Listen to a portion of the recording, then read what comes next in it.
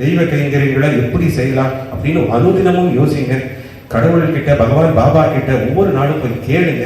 இந்த உடம்பை நீங்க கொடுத்துருக்கீங்க, நீங்க தான் உள்ள இருந்து இயக்கிட்டு இருக்கீங்க, அதை நான் உணரணும். எங்கேயோ எனக்கு அறியாமையில கொஞ்சம் சுயநலம் இருக்கு, அதையும் தவிர்த்து நான் என் குடும்பத்தையும் பார்த்து சமுதாயத்துக்கு தன்னலமற்ற தொண்டு செய்யணும் அப்படின்னு சொல்லும்போது நான் உறுதியா, அதாவது இது தெய்வ வாக்குறுதின்னு கூட சொல்லுவேன், உங்களுக்கு மனக்குறையோ இல்ல உடம்பு ரீதியான பிரச்சனையோ, அதே சமயத்துல உங்களை குடும்பத்தோடு இருக்கக்கூடிய நிம்மதியோ அது குறையே இருக்காது. அது பாபா வாரி வாரி அது வழங்குவார். என்னைக்குமே கடவுளை அணுகும் போது இந்த உணர்வோடு அணுகணும். சுயநல பிரார்த்தனையும் வைக்கலாம். எண்ணற்ற அற்புதங்கள் இந்த கஷேத்திரம் மூலியமா நடந்துட்டு இருக்கு, நடக்கவும் போகுது.